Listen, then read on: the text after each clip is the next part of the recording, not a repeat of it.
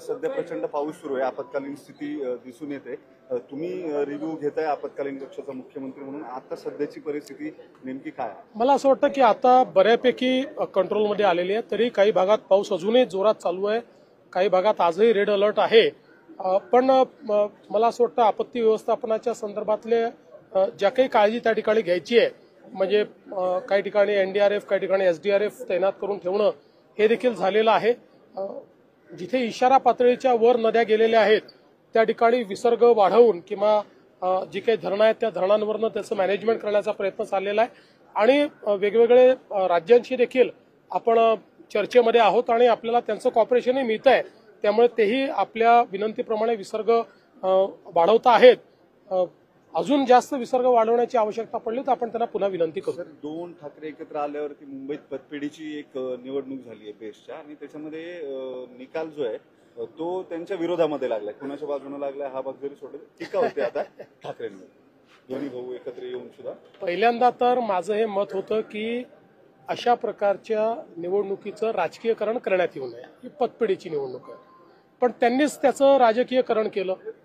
आम्ही म्हणजे आमच्याकडनं शशांकरावही तसे आमचेच आहेत आणि प्रसाद लाडाही आमचेच आहेत, ते उभे होते. आम्ही कुठलंही राजकीयकरण त्याचं केलं नाही. पण त्यांनी मात्र आता दोन ठाकरे बंधू एकत्र, आता ब्रँड ठाकरे निवडून येणार, आता अशा प्रकारचं त्यांनी त्याचं राजकीयकरण केलं.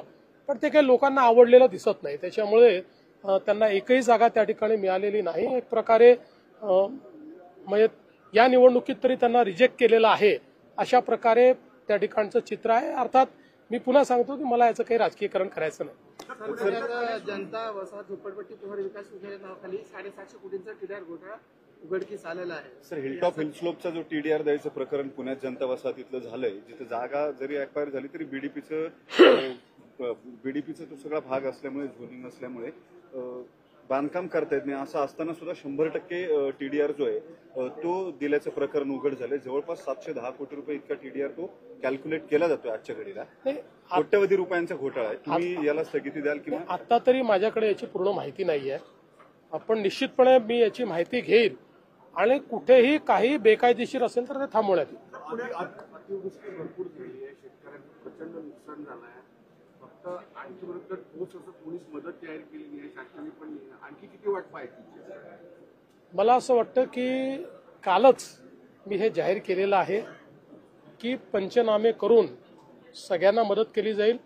14 लाख एकर जमीन जी शेतकऱ्यांची आहे तिच्यावरचे पिकं हे पावसामुळे नष्ट झालेले आहेत. आता 2 दिवसापूर्वी पाऊस पडला, काल पाऊस पडला, त्याच्या परवा पाऊस पडला, काय त्याच्या मागच्या आठवड्यात पडला. 4 दिवसामध्ये अशा प्रकारे मदत देता येत नाही. मदत द्यायची एक पद्धत असते.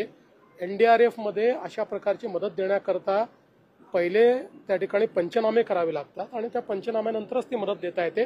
पंचनाम्यांचे आदेश दिलेले आहेत. पंचनामे पूर्ण झाल्यानंतर कमीत कमी वेळात ही मदत देता येईल. त्यामुळे मला असं वाटतं की सरकारने कोणीही मागणी न करता याची घोषणा केलेली. सिडकोचं अध्यक्षपद घेतल्यानंतर संजय शिरसाट यांनी काही 1000 कोटींची जमीन मुंबईतल्या बिवलकर कुटुंबाला दिली असा आरोप रोहित पवारांनी केला. त्यामुळे रोहित पवार किंवा ही सगळी मंडळी रोज असे आरोप करत असतात. पुरावे दिले पाहिजे ना. बिना पुराव्याचा आरोप करणं योग्य नाही आहे. अर्थात मी अजून काही ती केस बघितलेली नाही, पण हे कुठलेही पुराव्याने आरोप केले तर मग त्या ठिकाणी मला असं वाटतं की त्याच्यावर इफेक्टिव्ह उत्तर देखील मिळतं.